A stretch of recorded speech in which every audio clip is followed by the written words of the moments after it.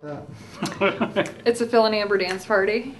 Yeah, we're just going to go and do a little dance. Now, come on. You were just started off. I mean, you got all this energy. I mean, you just came off the stage. Great stuff out there. Let me tell you. I'm going to ask you a couple of quick questions about it. First off, so has it ever been any color other than blue? I mean, you ever use colors other than blue? Yes, I mean, it is obviously a striking feature. You're trying to get us to talk about it. So let me ask that question. Okay. Well, my hair has been red. It has been flame colored. That was an accident. It's been every single color, and I actually had red for about 1.5 years, and then it went pink, and then I'm like, oh, pink's a horrible color. Everyone's like, well, you should do blue. Yeah. Blue would work really well. No, guys, it's a little bit too extreme. Like, I don't know about walking outside with blue hair. It became blue. It became blue, and I just went, this is me.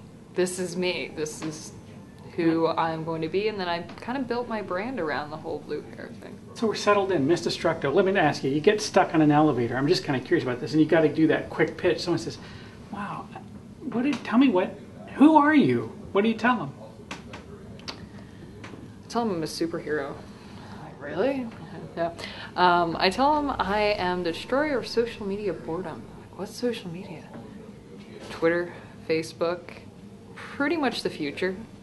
Like, really? Well, what are you doing? I'm a personality. I build personalities for companies on Twitter and Facebook. Oh, so you mean you're their voice? Yes, I'm their voice, even if I'm a can of yams, or a chihuahua, or a 7-year-old man.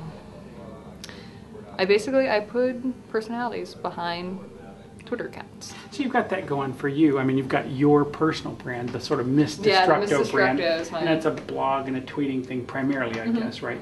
And I mean, you're also helping, as we talked about here a good bit, was the whole Bruce's Yams thing. I mean, you're helping, I wouldn't have paired those up. I don't know if you'd get that, but I wouldn't have paired those to begin with. But it seems like it's going well for them. They're excited about it. And the methods that you use to build Miss Destructo seem to be equally useful in building Bruce's Yams. Did I get that right? Yes, you're very right. I went out there, I just had fun with people. I made people laugh. I was being sarcastic a lot.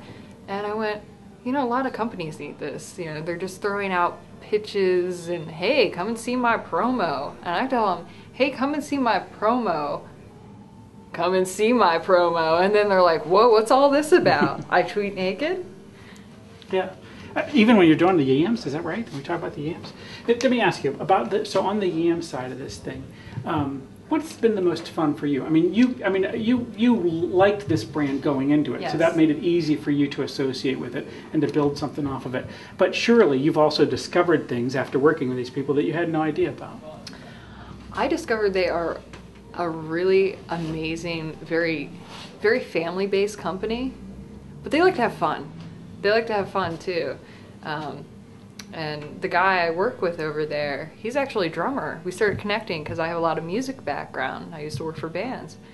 So we started connecting, started throwing some ideas around, and now we've got some very, very interesting ideas coming out. But what I've learned is just, hey, even if they're old-fashioned, there's something in there. There might be something in there that might be a little bit edgy that you might not know about. But the most fun I've ever had was Fake South by Southwest. You create, this is where we tell the story about, you sort of create alongside a virtual event, alongside a real event. Yes. And again, you're sort of generating interest in what you're doing, interest in, I guess, what you're doing for the yams as well. And that was actually accidental. I went into Fake South by Southwest not wanting to pitch a product, because I just feel that, going and pitching a product, even on Twitter sometimes, a lot of people don't like that. Well, something about the yams, it's kind of a weird product. People just ran with it.